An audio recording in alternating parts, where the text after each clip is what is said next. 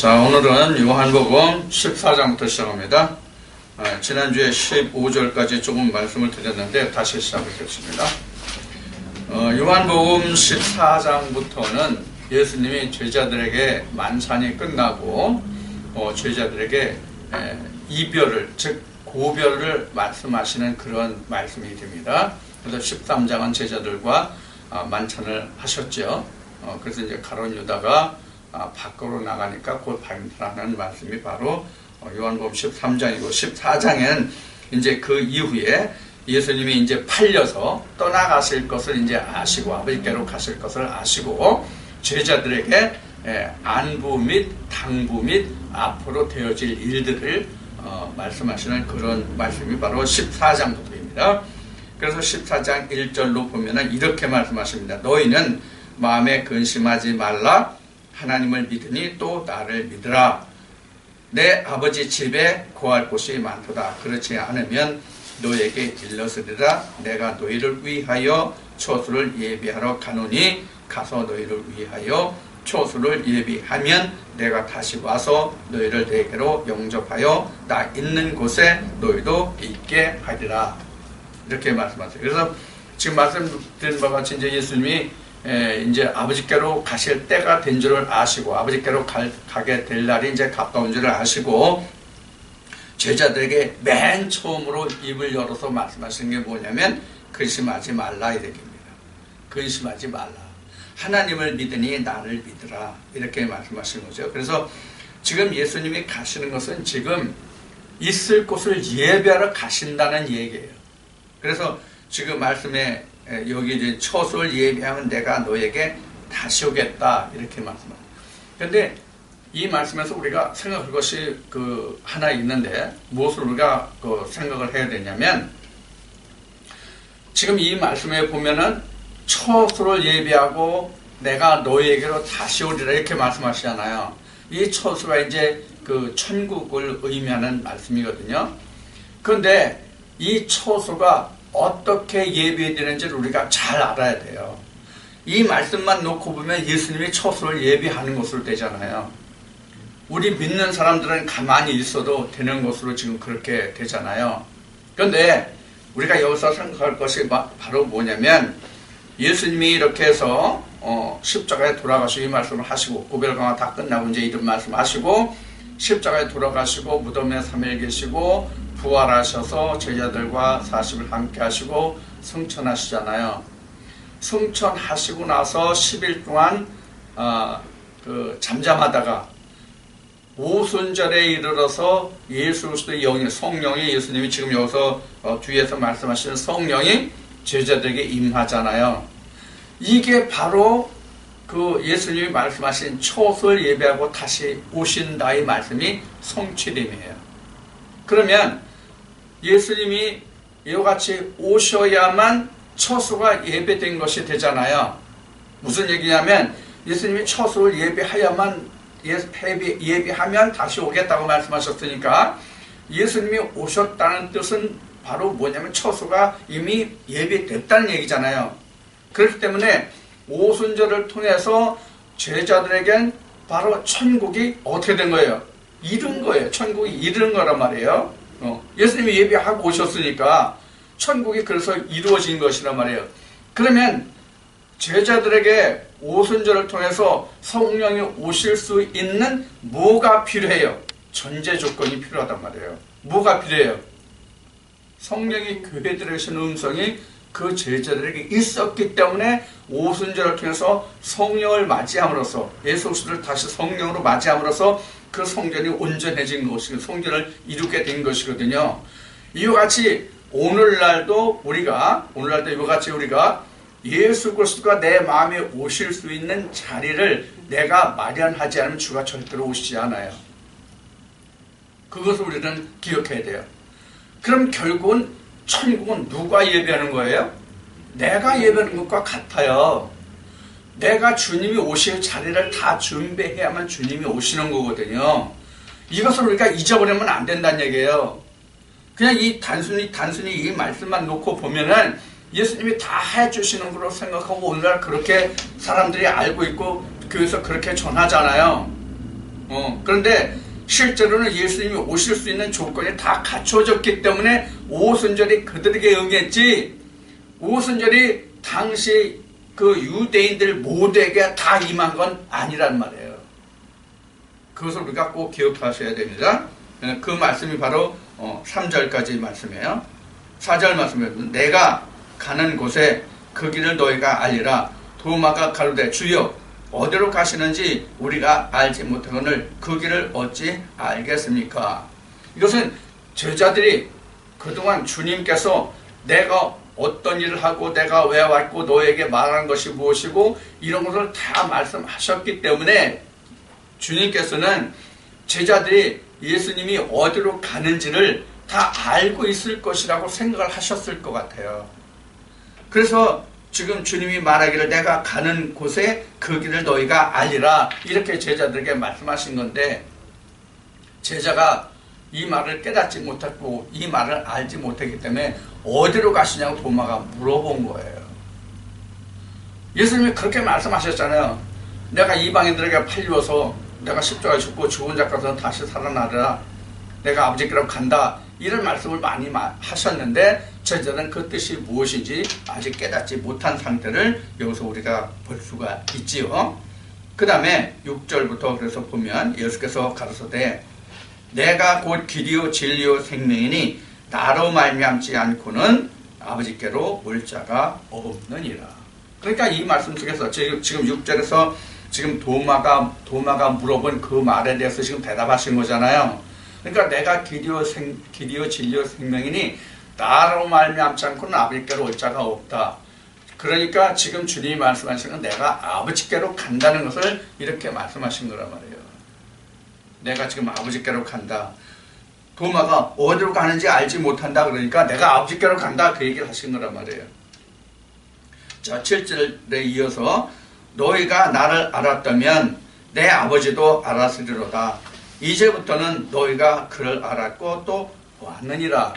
자, 거기 이어서 내가 아버지께로 간다는 말씀에서 내가 길이요 진리요 생명이 나로 말미암고는 아버지께로 갈 자가 없다. 그래서 내가 길이요 진리요 생명이니까 내가 아버지께로 간다. 이 얘기를 하시고 나서 이어서 하시는 말씀이 뭐냐면 너희가 나를 알았다면, 즉 내가 누군지를 알았다면 내 아버지도 알았으리라. 하나님도 알았으리라. 이렇게 말씀하시는 거죠. 이제부터는 너희가 그를 알았고 또 보았느니라. 이렇게 말씀해요. 그런데 지금 여기서 예수님은 이제부터는 너희가 나도 알았고 또 보았다. 즉 아버지도 보았고 나도 보았다. 그런 얘기인데 사실은 이 말씀은 요한복음 17장에 가서 다시 풀려요. 요한복음 17장에서 유일하신 참 하나님과 그의 보내신 자 예수 그리스도를 아는 것이 영생이다. 이 말씀이 사실 지금 6절, 7절에서 예수님이 말씀하신 것에 그것의 답이거든요. 자, 도마는 주님이 어디로 가시는지를 이제 물어봤고, 그 다음에 이제 빌립이 물어봐요. 빌립이 가로되, 8절에요. 빌립이 가로되, 주여 아버지를 우리에게 보여주옵소서. 그리하면 족하겠나이다. 이렇게. 자, 너희가 아버지도 알았고 나도 알았고 그렇다고 하니까 이제는 여기서 빌립은 뭐라고 하면 아버지를 보여달라는 거예요. 앞에는 도마가 주님이 나 이제 갈 길 간다고 그러니까 어디로 가시는지 모른다고 했고, 그래서 그에 대한 답을 하시고, 다시 빌립은 아버지를 보여달라고. 주님이 너희가 나를 알았다면 아버지를 알았고 나를 봤으면 아버지를 본 것이다 라고 얘기하니까 아버지를 보여달라는 거예요. 그에 대해서 예수님이 9절에서 어떻게 답변하시냐면 예수께서 가로쓰되 빌립아 내가 이렇게 오래 너희와 함께 있으되 네가 나를 알지 못하느냐? 나를 본 자는 아버지를 보았거늘 어쩌야 아버지를 보이라 하느냐. 그러니까 예수님이 이미 앞에 우리 복음서에서 배운 말씀과 같이 나와 아버지는 하나라고 얘기했잖아요. 요한복음에서도 나와 아버지는 하나라고 그랬잖아요. 자, 이렇게 이제 말씀하셨는데 제자들이 이걸 아직 모르는 거예요. 하나님은 하나님이고 예수는 예수 그리스도고 이제 이렇게 이제 알고 있거나, 또는 하나님과 예수 그리스도가 왜 하나인지를 이들이 알지 못하는 거예요. 그러니까 아버지를 보여달라는 거예요. 예수님은 아버지와 나가 지금 하나라고 여기 답변하셨죠. 9절에서요. 네. 자, 10절은 어떻게 이어지나 봅시다. 나는 아버지 안에 있고 아버지는 내 안에 계신 것을 내가 믿지 아니하느냐? 내가 너에게 이르는 말이 스스로 하는 것이 아니라 아버지께서 내 안에 계셔서 그 일을 하시는 것이라. 지금 예수님이 말씀하시는 아버지는 뭐예요? 지금 말씀이에요. 내가 말하는 것이 내가 하는 것이 아니라 내 속에 있는 아버지가 말씀하시는 것이다. 이것은 아버지의 말이다. 내 말이 아니다. 그러니까 너희가 나를 보았으면 아버지를 본 것이다. 즉 내 말을 너희가 알았으면 너희가 하나님도 알았으리라. 이 말과 같은 거예요. 우리가 성령이 교회시는 음성을 알면 예수 그리스도 알고 하나님도 아는 거거든요. 지금 그것을 예수님이 이렇게 빌립에게 말씀하시는 거예요. 그래서 10절 지금 말씀에서 같이 지금 아버지 안에 있다. 서로가. 나는 아버지 안에 있다. 예수가 아버지 안에 있고 아버지는 내 안에 있다. 그러니까 아버지와 아들이 지금 하나잖아요. 아버지가 내 안에 있고 내가 아버지 안에 있으면 아버지와 아들이 지금 하나잖아요. 이것을 이제 요한복음 1장으로 말하면 뭐냐면 말씀이 육신을 입었다. 그 얘기란 말이에요. 이게 창세기 2장으로 보면 생기가 들어왔다. 그런 얘기란 말이에요. 생기를 나눌 수가 있습니까? 못 나누잖아요. 지금 우리 사람을 놓고 본다면 사실은 나는 아버지 몸속에서 나왔잖아요. 아버지 몸속에서 나왔는데 나를 아버지와 나를 분리해 놓을 수가 있어요? 없잖아요. 마찬가지란 말이에요. 말씀도 말씀이 육신을 입으면 말씀과 육신을 분리해 놓을 수가 없단 말이에요. 그래서 아침에 잠깐 와서 얘기한 바와 같이 가인과 하와를 아담과 하와를 나눌 수가 없는 것과 마찬가지로 우리도 지금 이 말씀에서 같이 나는 아버지 안에 아버지는 내 안에 있다는 이것을 우리가 둘로 나눌 수가 없는 것이거든요. 우리가 의미적으로는 성경에 다 둘로 기록을 하고 있지만 실제는 둘이 아니라 하나라 그런 얘기예요. 이 말씀도 마찬가지예요. 그래서 지금 예수님이 10절에서 말씀하시는 나는 아버지 안에 있고 아버지는 내 안에 계시다는 것은 뭐냐면 말씀이 육신을 입었다는 뜻을 그래서 말씀드린 거예요. 그것을 분리할 수가 없는 것이죠. 자, 11절에 내가 아버지 안에 있고 아버지께서 내 안에 계심을 믿으라. 그렇지 못하겠거든 행하는 그 일을 인하여 나를 믿으라. 이 말씀을 못 믿겠거든 내가 그동안 한 일을 가지고 너희는 믿으라. 그럼 예수님이 한 일이 뭐였어요? 예수님이 한 일이 뭐예요? 자, 가장 쉬운 얘기는 가나 혼인잔치에서 포도주를 만든 것에서부터 시작해가지고 오병이어로 해서 맨 마지막에는 죽은 나사로를 살리신 일이란 말이에요. 이 일을 보고 너희는 믿으라. 그렇게 말씀하셨어요. 그래서 죽은 나사로를 4일에서 썩어서 냄새나는 것을 예수님이 살리시면서 하신 말씀이 뭐예요? 그거 살리실 때 하신 말씀이 이것은 나사로를 위함도 아니고 나를 위함도 아니고 여기 있는 사람들을 위함이라 이렇게 말씀하시잖아요. 즉 많은 사람들이 이를 인해 내가 하나님께로부터 보냄을 받았다는 것을 이 사람들로 알게 해서 그 사람들에게 믿게 하는 믿음을 위한 것이다. 그런 이제 말씀이죠. 그래서 12절에 그렇게 말씀하셨어요. 내가 진실로 너에게 이르노니 나를 믿는 자는 나의 하는 일을 저도 할 것이요 또한 이보다 큰 것도 하리니 이는 내가 아버지께로 가미니라. 여기서 나보다 더 큰 일, 나를 믿으면 나보다 더 큰 일도 할 수 있어요. 더 큰 일이 뭐예요? 더 큰 일이 예수님과 똑같은 일을 할 수 있다는 것이잖아요. 예수님이 여기서 말씀하시는 게 내가 진실로 너에게 말하노니 나를 믿는 자는 나의 하는 일을 저도 할 것이요. 그럼 뭘 하는 거예요? 이게 예수님이 하시는 일 뭐는 죽은 자를 살리는 일을 할 수 있다는 얘기예요. 물로 포도주를 만드는 것도 할 수 있다는 얘기예요. 죽은 나사로를 살릴 수 있다는 얘기예요. 오병이어 역사를 할 수 있다는 얘기예요. 우리는 똑같이 할 수 있는 거잖아요. 주의 성령이 우리에게 있으면, 주님이 우리 속에 있으면. 그래서 예수님이 말씀하시는 바 같이, 예수님이 여기서 지금 말씀하시는 바 같이 지금 내가 하는 일이 지금 내 속에서 역사하시는 그이잖아요. 우리도 말씀이 내 안에 있으면, 성령의 교제시는 말씀이 내 안에 있으면 내가 하는 일이 아니라 주님이 하는 일이잖아요. 주님이 하는 일이니까 가나 혼인잔치에서 그 포도주를 만든 것 같은 일을 행할 수 있고, 오병이어서도 할 수 있고, 죽은 자를 살릴 수 있는 역사도 우리가 할 수 있는 것이거든요. 그래서 이런 역사를 예수님이 말씀하신 그 얘기요. 13절에 너희가 내 이름으로 무엇을 구하든지 내가 시행하리니 이는 아버지로 하여금 아들을 인하여 영광을 얻으시게 하려 함이라. 이렇게 13절에 말씀하셨어요. 그래서 무엇이든지 구하라. 그러면 그 주님이 시행하신다는 뜻이잖아요. 자, 여기서 우리가 오해하는 것이 있어요. 오해하는 것이. 뭘 오해하냐면 세상에 그 어떤 것을 다 구해도 주님이 시행하실 것이다. 응답해 줄 것이다. 갚아 주실 것이다. 이렇게 생각하는 것이죠. 그러나 우리가 예수님이 지금 너희가 내 이름으로 구하라 그러면은 내가 시행하리라 이 말씀은 그 근거가 어디냐면 마태복음 6장에 있어요. 마태복음 6장에 너희가 뭘 구하라고 예수님이 말씀하셨느냐 하는 거예요. 제자들에게. 뭘 구하라고 그랬느냐. 아버지 나라와 그 뜻이잖아요.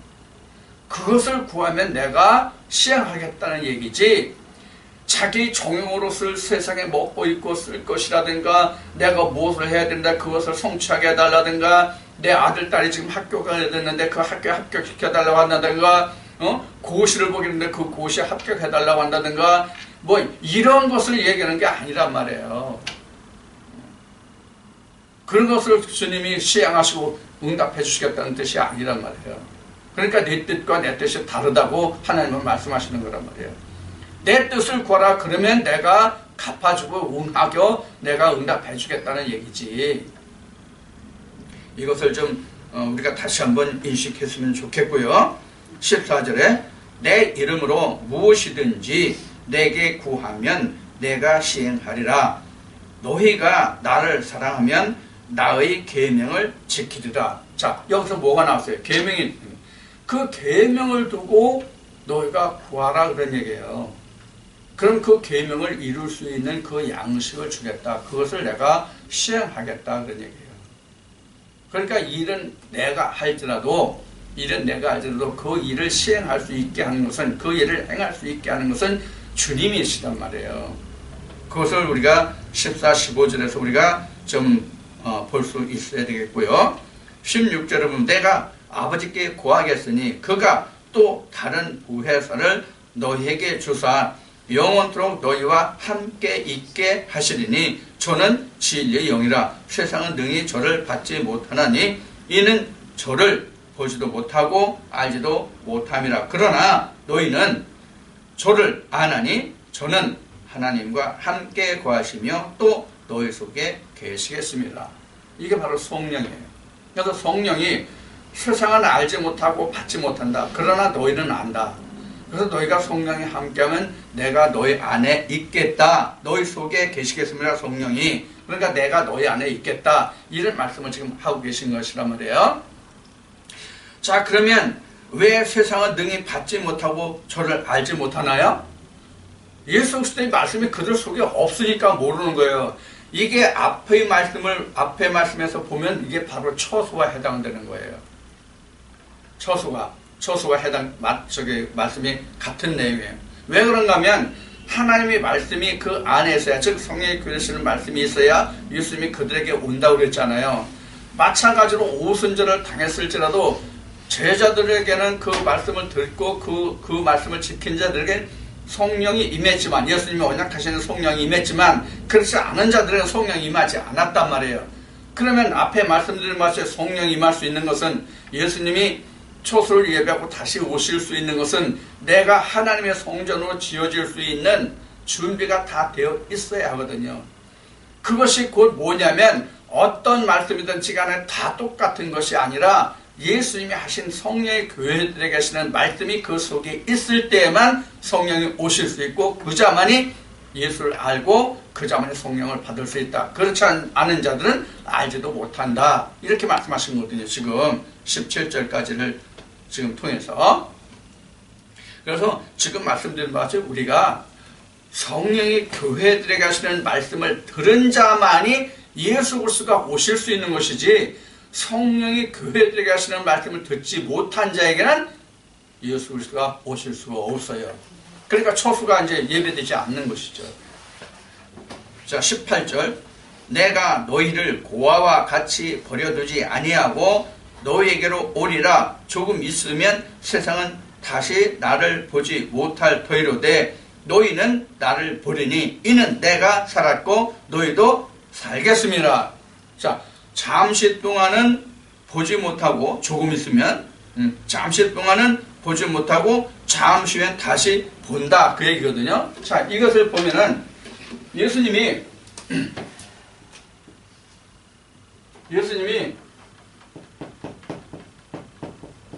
십자가에 달리시잖아요. 그리고 무덤에 들어가시죠. 부활하시죠. 하나 더 그래야 되겠네. 그 다음에 승천하시죠. 오순절 이렇게 됐어요. 그래서 지금 잠시 못 본다 하는 얘기는 요때 잠시 못 보잖아요. 무덤에 들어갔을 때 잠시 못 보잖아요. 그래서 무덤에 3일을 계시고 십자가 무덤에 3일을 계시고 부활해서 제자들과 40일을 함께 하시고 그 다음에 승천해서 10일을 계시잖아요. 그리고 오순절이 된단 말이에요. 자, 그러니까 40 플러스 10 하니까 여기가 50이잖아요. 예, 그래서 여기가 오순절이 된다. 뭐 쓸 필요가 있으니까 오순절이 된단 말이에요. 그래서 지금 그 제자들이 예수님을 만나지 못하는 때가 어느 때냐면 요 때예요. 요 때. 요게 지금 잠시예요. 이게 잠시예요. 이때는 지금 제자들조차도 지금 주님과 함께 지금 하지 못하잖아요. 그래서 지금 제자들이 흩어지잖아요. 이때 흩어지잖아요. 이때도 흩어지잖아요. 이때도. 그 오순절 날부터 다시 역사가 이루어지잖아요.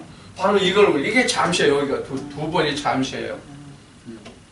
우리도 이런 역사가 일어나는 거거든요. 이게 우리도 똑같은 역사가 일어나요. 이것을 우리가 잘 명심해야 돼요. 지금 우리가 예수님이 무덤에 있다는 것은 뭐냐면 예수가 지금 부활하지 못한 상태가 우리는 무덤에 있는 거예요. 그럼 예수가 무덤에 있다는 것은 뭐예요? 나도 사망에 있다는 얘기거든요. 죽음에 있다는 얘기거든요. 나도. 응? 예수가 아직도 십자가에서 죽었고 무덤에 그냥 있으면은 아직 나는 사망에 있는 것이거든요. 그래서 이것은 어디에 그 성경에 잘 풀이가 되고 증거가 되냐면 고린도전서 15장의 부활의 순서예요. 부활의 차례대로 되리니 그거예요. 자, 요런 과정을 거치거든요. 요런 과정을. 그래서 요게 지금 전체적으로 얘기하면 고린도전서 15장은 이제 뒤에서 공부하겠지만은, 그래서 이제 그때 말씀드리겠지만은, 이게 바로 고린도전서 15장이에요. 그래서 먼저는 예수 그리스도가 부활하고, 여기 오순절을 통해서 우리가 그에게 붙은 자가 되잖아요. 예수 그리스도에 붙은 자가 되잖아요. 그래서 여기 오순절부터 사도들의 역사가 이루어지잖아요. 사도들의 역사가 오순절부터. 그 이전엔 사도들의 역사가 없잖아요. 그래서 지금 제자들로 보면 지금 예수가 언제가 이 제자들에게는 초림입니까? 이 사도들에게는 사실 이전에도 예수님이 계셨잖아요. 이 제자들로 보면, 예수가 부활하기 전에도 예수님을 봤잖아요. 이게 사실 그들에게는 초림이에요. 여기가 재림이에요. 사도들로 보면 여기가 예수의 부활 때가 그들로 보면 재림이에요. 그리고 여기는 그럼 여기는 뭐예요? 오순절은 뭐예요? 여기가 세 번째잖아요. 세 번째. 제자들이 예수를 본 그 실체를 말하면 세 번이란 말이에요. 자, 여기서 초림 때는 뭐로 봤어요? 육체로 봤고요. 여기 재림 때는 뭐로 봤어요? 영체잖아요. 그렇죠? 영체인데 이들은 실제 볼 때는 실체같이 봤죠. 그죠? 실체같이 봤어요. 그러면 여기 오순절을 통해서 이들이 진짜 예수님을 영체로 본 거란 말이에요. 예수님이 실제로 이 사도들이 실제로 예수 그리스도를 영체로 본 것은 오순절을 통해서 영체로 봤고, 부활했을 때는 영체지만은 그들이 실체로 봤단 말이에요. 이것을 우리가 봐야 됩니다. 우리 이와 같이 똑같은 과정을 거쳐가요. 이거를 고린도서 15장의 부활의 순서에서 다시 풀어보겠다, 그런 얘기예요. 이게 우리는 굉장히 중요한 얘기입니다. 우리도. 지금 이 얘기를 다시 얘기하면, 우리가 아무리 교회 많이 다녔다는 많이 다녔다는 얘기는 오래 다녔다는 얘기예요. 오래 다니고 성경을 아무리 많이 보아도 예수 그리스도를 부활의 형태로 보지 못하면, 예수 그리스도가 십자가에 달리신 그 예수를 보지 못하면 예수가 내게는 아무런 상관이 없다는 얘기예요. 그래서 나중에 진짜 예수를 내가 영체로 봐야 돼요. 이때는 지금 말씀드린 것 같이 제자들도 영체인데 실체로 봤잖아요. 40일 동안은. 우리도 지금 영체와 이 실체를 함께 보고, 그러다가 아주 눈에 보이는 것은 다 사라지고 이제 순전히 우리가 영으로만 볼 수 있는 이 시대가 돼야 온전히 내가 예수 그리스도가 되는 거예요. 내가 예수 그리스도가 되는 거예요. 내가 예수 그리스도가 된다는 얘기가 이상합니까? 이해가 됩니까? 내가 예수 그리스도가 된다는 얘기는 성경에 기록돼서 내가 예수의 형상으로 지어지기까지라는 말씀이 있거든요. 이게 이상한 말이 아니에요. 근데 우리가 이런 말을 하면 저 사람 이상하게 한다, 저 이단 아니야, 이렇게 생각하거든. 그게 아니란 말이에요. 성경에 있는 그대로 있잖아요. 내가 예수 그리스도 지어지는 것은 바로 고린도서 15장에서 같이 예수 그리스도가 먼저 부활하고, 이 말씀같이 예수 그리스도가 먼저 부활해서 내게 오고, 그 현재 우리에게는 이 영체요 실체로 보았다는 것이 우리에게로 얘기하면 그래서 초림이에요. 이 얘기는 뭐냐면 그가 영체인지 육체인지 지금 구분이 안 된단 말이에요. 예수가 육체로 오셨는지 영체로 오셨는지 그걸 우리가 실제로 모르거든요. 그러다가 요 초림이 지나가서 내가 거듭난 시기가 되면, 오순절 내가 거듭난 시기가 되면 예수 그리스도가 완전히 영이 존재라는 것을 알게 된단 말이에요. 우리도. 그럼 이때 가야 내가 예수 그리스도의 형상으로 지어진 거예요. 내가 예수 그리스도의 형상으로 지어졌다니까, 이 육신이 예수 그리스도의 형상으로 지어진 거로 아는 사람들이 너무나도 많은데, 내 육신이 예수 그리스도의 형상으로 지어지는 게 절대로 아니에요.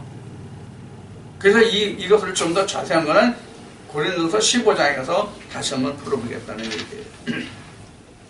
자, 그 다음에 18절부터 내가 너희를 고아와 같이 버려두지 아니하고 너희에게로 오리라. 조금 있으면 세상은 다시 나를 보지 못할 터이로되 너희는 나를 보리니 이는 내가 살았고 너희도 살겠습니다. 이 얘기가 바로 이런 얘기예요. 세상은 보지 못하잖아요. 근데 지금 예수님이 여기 말씀하신 대로 너희는 나를 보리라고 말했잖아요. 세상은 보지 못하나 너희는 나를 보리라고 말했잖아요. 그러면은 세상은 왜 못 봤어요? 실체가 없으니까, 육체가 없으니까 못 봤잖아요. 세상은. 이 지금 부활해서 영체로 부활한 예수 그리스도를 사도들 외에는 보지 못했잖아요. 그보다 더한 완전한 영체로 왔을 때는 사도들 외에는 다른 사람들 못 봤잖아요. 이런 관계를 지금 예수님이 말씀하시는 거예요. 그래서 예수 그리스도가 이렇게 그 성령으로 오셔서 제자들과 함께하면 누구와 함께 있는 거예요? 예수 그리스도와 함께하는 거잖아요. 그래서 내가 너희를 혼자 두지 않고 내가 너와 함께 있겠다고 지금 여기서 이렇게 누누이 예수님이 말씀하시는 거예요. 그래서 오늘날도 우리가 성령을 받아서 있으면 주와 함께 가는 거예요. 그러기 위해서는 앞에 말씀드린 바와 같이 주가 내게 올 수 있는, 처소를 예배하고 내게 올 수 있는 그 여건이 내가 마련되어야 한다 하는 것을 그래서 자꾸 말씀을 드렸던 거예요. 자, 이렇게 되면, 즉 성령이 와서 성령으로 예수님이 오셔서 내가 너희 안에 거하게 되면 그날에는 이런 뜻이거든. 그게 그날에는 내가 아버지 안에 너희가 내 안에 내가 너희 안에 있는 것을 너희가 알리라. 자, 그러면 지금 예수님이 요런 상태로 지금 살아가셨고 이렇게 승천을 하셔서 성령으로 오셨잖아요. 그럼 히브리 7장에 있는 말씀같이 이 오순절을 통해서 예수님이 성령으로 이 세상에 이미 와 계신 것입니다. 그래서 항상 있다 주는 이렇게 히브리 7장에는 기록을 하고 있는 거예요.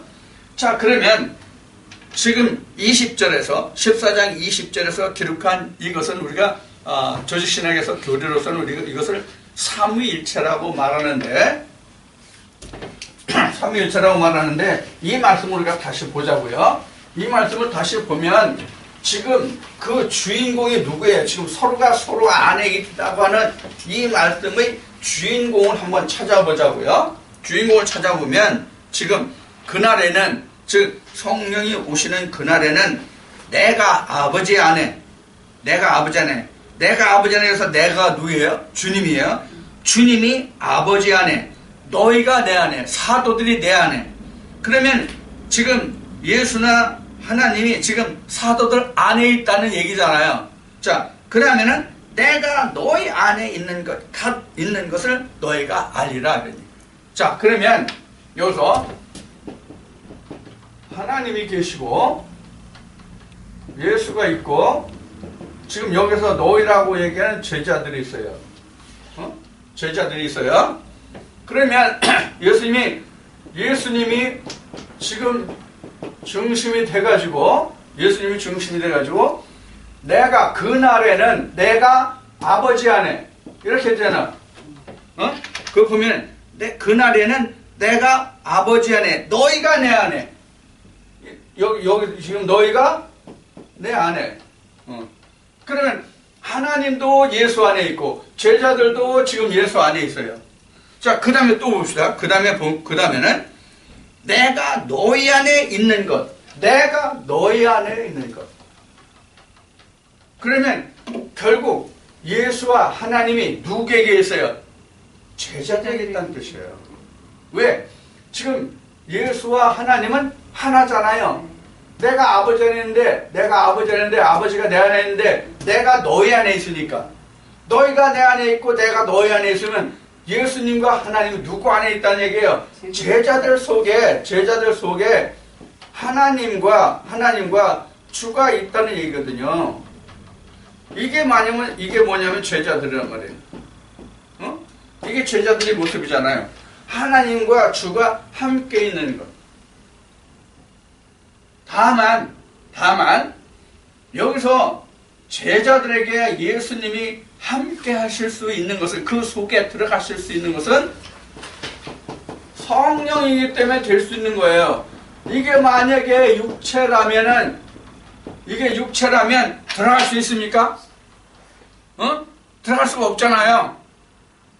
여기서 예를 들면 부부가 사랑해서 한 몸이 된다고 하면 실제 한 몸이 됩니까? 그 속에 들어가서 안 되잖아요. 그래서 창세기 2장에서 둘이 한 몸이 될지라 이것을 결혼예식장에서 주례를 서는 많은 목사님들이 그런 뜻으로 얘기했는데 그게 아니란 말이에요. 그래서 지난번에 계속 이어서 여러분들에게 말씀을 드리기를 아담과 하와가 둘이냐 하나냐 이거를 좀 알아라 이 얘기를 그래서 한 거란 말이에요. 둘이 아니란 말이에요. 하나란 말이에요. 자, 이것을 삼위일체라고 그러는데 그 조직신학에서는 여러분들 이제 다 그 신학을 했기 때문에 삼위일체를 알겠지만은 자, 하나님이 계시고 예수가 있고 그러면 성령이 있어요. 그러면 이렇게 말해요. 1위 하나님, 2위 하나님, 3위 하나님. 이렇게 위격으로 보면 이렇게 3위로 있고 이 셋이 합해서 하나다. 이렇게 이제 설명을 하는 경우가 많거든요. 실제로 이렇게 설명해요. 그래서 이걸 잘못 설명하면 뭐 이단이니 뭐 이런 얘기를 한단 말이에요. 그러면 앞에 조금 전에 얘기했던 것 같이 내 안에 예수 그리스도가 있어요. 말씀이 있어요. 그럼 이걸 뜯어볼 수 있냐고. 지금 나는 아버지로부터 지금 나왔잖아요. 내가 이 육신도. 그러면 아버지와 나를 나눠볼 수 있냐고. 없잖아요. 없단 말이에요. 왜? 말씀이 육신을 입어서 이렇게 하나가 되어 있기 때문에, 말씀이 육신을 입어서 하나가 되어 있기 때문에 이게 말씀과 육신을 나눠볼 수가 없단 말이에요. 그래서 예수님이 이제 지나왔지만 요한복음 8장에서 뭐라 했냐면, 요한복음 10장에서 이렇게 얘기했단 말이에요. 뭐라고 얘기했냐면, 사람이 신이라는 것을. 그래서 하나님의 말씀을 받으면은 이와 같이 제자들이 뭐가 돼요? 하나님과 예수 그리스도가 함께 있으니까 신이잖아요. 이거 똑같은 얘기예요. 우리가 이것을 이상하다, 기이하다라고 할 필요가 없는 거예요. 이해를 하지 못하니까 그렇지. 그럼 우리가 신이잖아요. 그래서 요한복음 1장에서는 말씀이 육신을 입었다 해서, 그래서 우리가 성육신도 실제 신약에서 쓰는 것은 이렇게 이제 이 몸신자, 고기육자 몸신자를 쓰는데, 이것을 저는 여러분들에게 이렇게 가르쳐 드렸잖아요. 이렇게 신은 신신자로 써야 된다. 말씀이 육신을 이루었다, 이렇게 써야 된다라고 말씀을 드린 거잖아요. 그래서 지금 이게 같은 말씀이란 말이에요. 지금 요한복음 14장 20절이 말씀이 육신을 이루었다가 이런 뜻이란 말이에요. 자, 그러면 하나님과 예수를 우리가 성경적으로 말한다면 예수가 어디에 들어있어요? 예수가 어디 들어있어요? 아버지 안에 있잖아요. 예수가 아버지 안에 있잖아요. 자, 우리가 요한복음 1장 1절을 통해서 지금 하나님이 성경이잖아요. 그렇죠? 예수님이 하나님이 성경이잖아요. 요한복음 1장 1절을 통해서. 그러면 하나님 속에, 즉 성경 속에 뭐가 들어있어요? 예수가 들어있잖아요. 그래서 예수님이 그러신 거예요. 모세오경과 시편과 모세글에 나에 관해서 기록된 것이다. 그러면 예수님이 말씀하시는 모세경, 시편, 선지서 이 속에 뭐가 들어있다는 얘기예요? 나가 들어있다, 내가 들어있다, 예수가 들어있다, 그 얘기잖아요. 그럼 말씀 속에 예수가 들어있는데 어떻게 제1위의 하나님, 제2위의 하나님을 나눌 수가 있냐고요. 그래서 하나님 하면 하나님하고 예수 있으면 하나님은 딱 찢어서 하나님, 예수를 쓰면 예수를 딱 찢어서 여기는 하나님, 여기는 예수 이럴 겁니까?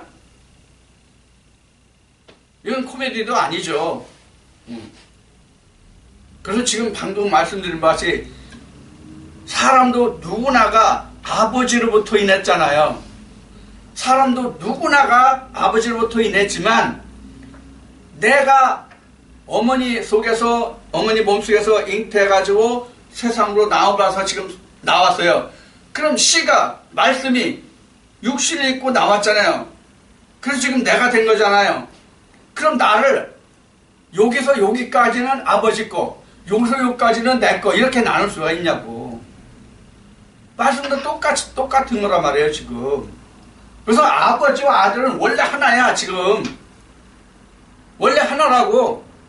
그래서 예수님이 누누이 말씀하시는 내 안에 아버지 있다? 그런 거잖아요. 그래서 내가 너에게 말하는 것이 내가 말하는 것이 아니라 아버지가 말씀하시는 거야. 그러니까 너희가 나를 봤으면 너희가 아버지를 본 거야. 지금 도마와 빌립에게 그런 말씀을 하시면서 지금 이 말씀까지 온 거잖아요. 지금 20절까지. 그러면 때가 그날이 되면, 그날이라는 건 오순절을 지금 예수님이 염두에 두고 말씀하시는 거거든요. 성령이 다시 오시는 날. 그날에는 너희가 이렇게 될 거라, 이렇게. 이렇게 해서 요것이 화제가 될 것이다. 그런 얘기예요. 요것이. 자, 예수님이 성령과는 너는 나보다 더 큰 일을 행하리라고 말씀하셨잖아요. 자, 보자고요. 요거 하나만도 더 큰 일이에요. 지금 예수와 아버지가 원래는 이렇게 하나였잖아요. 그렇죠? 그런데 우리는 어떻게 합니까? 이렇게를 하나로 만들잖아요. 예수님이 요거 못 하셨잖아요. 예수님 이렇게 못 하셨잖아요. 예수님은 이렇게는 하셨는데 이렇게는 안 하셨잖아요. 요것만 봐도 우리가 그보다 더 큰 일을 하잖아요. 예수님보다. 예수는 하나님만을 품에 안았지만은 우리는 하나님과 예수를 품에 안을 수 있잖아요. 무슨 뜻인지 이해를 하시기 바랍니다. 그것이 20절에 기록된 말씀입니다. 21절 나의 계명을 가지고 지키는 자라야 나를 사랑하는 자니 나를 사랑하는 자는 내 아버지께 사랑을 받을 것이요 나도 그를 사랑하여 그에게 나를 나타내리라. 자, 이게 이제 요한계시록의 말씀까지 기록이 되는데, 자, 지금 나를 사랑하는 자라야 한다는 말씀을 하시는 거예요. 나를 사랑하는 자만이 내 아버지를 사랑하고 내 아버지께 사랑을 받을 것이다. 나도 그를 사랑하여서 그에게 나를 나타내더라. 그러니까 나를 사랑하지 않는 자는, 즉 예수를 사랑하지 않는 자는 아버지와 관계도 없고 그에게 나타내지를 않는다는 얘기예요. 예수님도 나타나지 않고. 그럼 예수님이 나를 사랑한다는 뜻이 뭐예요? 예수님이 나를 사랑하신다는 뜻이 뭐냐고. 그 육체를 사랑한다는 뜻이에요? 제자들이 그 육체를 사랑한다는 뜻이냐고. 그게 아니라 예수 그리스도의 입에서 나오는 말씀을 사랑하는 것을 예수님은 나를 사랑하는 것이다. 이렇게 말씀하신단 말이에요. 그래서 나를 사랑하는 것이 아버지를 사랑하는 것이다. 이렇게 말씀하시는. 그러면 지금 오늘날로 보면은 이 말씀은 전혀 우리가 무관한 거잖아요.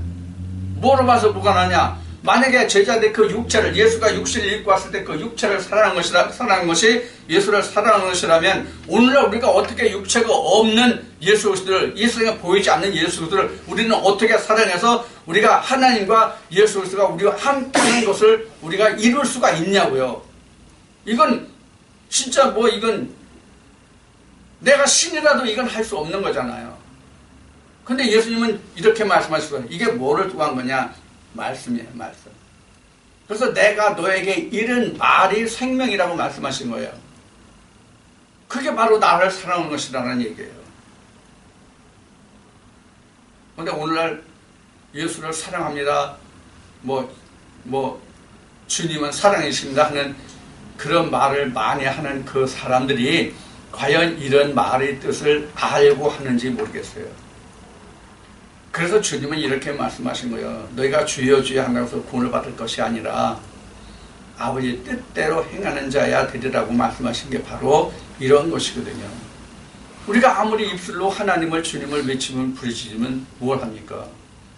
그 뜻을, 그 내용을 알지 못하면 지금 14장 20절에 말씀하신 것 같이 아버지가 내 안에 내가 아버지 안에 지금 있는 결과가 되냐고요? 아니잖아요. 나와 하나님은 이렇게 서로 따로 겉도는 물과 기름과 같은 그런 관계뿐이 되지 않잖아요. 그런 것을 우리가 이 말씀에서 좀 생각을 해야 됩니다. 그래서 우리가 하나님의 말씀을 똑같은 하나님의 말씀을 문자적으로 이 글자로 문자로 표현된 것은 누구나 성경을 보는 사람은 다 똑같은 것을 본다고 제가 여러분들에게 여러 번 말씀드렸잖아요. 다만 번역본이 어떤 번역본냐에 따라서 문장이 조금씩 다를 수는 있어요. 그러나 같은 번역본으로 본다면 누구나가 다 같은 글자를 보잖아요. 즉 같은 하나님을 본단 말이에요. 같은 하나님을 보는데도 그 속에 들어있는 것을 찾아내는 사람이 있고, 즉 부활을 캐는 사람이 있고, 그냥 문자적으로만 그냥 보는 사람도 있고 그렇잖아요. 그래서 문자적으로 그냥 보는 사람은 말씀의 육신을 입음이 아니요. 지금 14장 20절에서 요한복음 14장 24절에서 주님이 말씀하신 것 같이 내가 아버지 안에 아버지가 내 안에 너희가 내 안에 있는 그 말씀이 응하지 않은 상태란 말이에요. 즉 응하지 않았다는 것은 이루어지지 않았다, 성취되지 않았다. 그래서 그런 사람들에게는 말씀은 말씀이고 예수는 예수고 성령은 성령이에요. 그래서 삼위일체를 제1위, 2위, 3위 이렇게 나눠보는 거예요. 근데 실제로 말씀이 육신이 돼서 지금 요한복음 14장 20절 같이 이룬 사람은, 성취된 사람은 그걸 나눠볼 수 있냐고요? 못 나눈단 말이에요. 자, 그것을 지금 예수님이 말씀하고 계신 거예요. 그래서 22절에는 가룟 아닌 유다가 가로되 주여 어째야 자기를 우리에게는 나타내시고 세상에게는 아니하리라 하시나이까. 여기서 지금 이제 여기서 앞에는 도마가 어디로 가십니까 물어봤고, 필립은 아버지를 내게 보여달라고 말했고, 지금 여기서 예수님이 지금 20절에서 말씀한 이 내용을 알지 못하니까 여기서 지금 누가 또 물어보는 거예요? 가룟 유다 아닌 유다가 또 물어보는 거예요. 어째요 자기를 우리에게는 나타내시고 세상에는 아니하리시나이까, 이렇게 물어봐요. 그럼 예수님이 지금 누구에게나 나타내고 누구에게는 숨기고 싶어서 그럽니까? 그런 얘기가 아니란 말이에요. 지금 22절에는 가로되 주여 어째요 자기를 우리에게는, 즉 제자들에게 나타내시고 세상에는 나타나려 하지 아니하시나이까. 이런 것은 그들은 예수 그리스도의 말씀을 알지 못하기 때문에 예수 그리스도를 볼 수 없다, 성령을 알지 못한다, 받을 수 없다, 그런 뜻으로 말씀하신 거란 말이에요. 이해가 되시죠? 자, 그런 뜻으로 22절에 말씀하신 것이고, 그래서 오늘날 우리도 성령의 교회들에 가시는 음성을 들은 자만 성령을 알고 하나님을 보았고 예수를 본 자가 되는 거예요. 오늘날도 똑같이.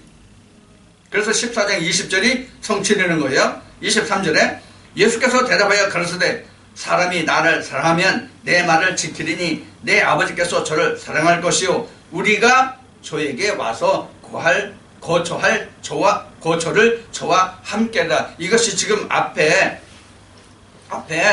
내가 처소를 예배를 간다. 그래서 처소를 예배는 너에게 다시 온다는 얘기. 그래서 처소를 예배하는 건 나란 말이에요. 이 말씀에도 답이 그렇게 나오잖아요. 지금 23절에 나를 사랑하면 내 말을 지키고 내 아버지께서 저를 사랑하실 거니까, 그러니까 내 말을 지키는 자는 하나님이 저를 사랑하고 우리가 저에게 와서 거처를 저와 함께 하리라, 이렇게 말씀하신다 말이에요. 무슨 뜻인지 이해하시죠? 그래서 처소를 예배를 간다는 뜻인지 무슨 뜻인지 아시죠? 그래서 처소를 준비하고 예비한 자에게만 내가 다시 온다. 이것은 나의 계명을 지키고 나를 사랑하는 것이다. 그러면 아버지께서도 그를 사랑하고 그 처소가, 거처가 너에게 와서 너와 함께 거하리라. 이것이 요한계시록 21장에 기록된 것은 하나님의 하늘의 장막에 사람과 함께 땅에 내려서 사람과 함께 거하리라, 그 말씀과 같은 말씀이란 말이에요. 자, 여기까지 하고 좀 잠시 쉬었다가 다시 시작합시다. 잠시 쉽니다.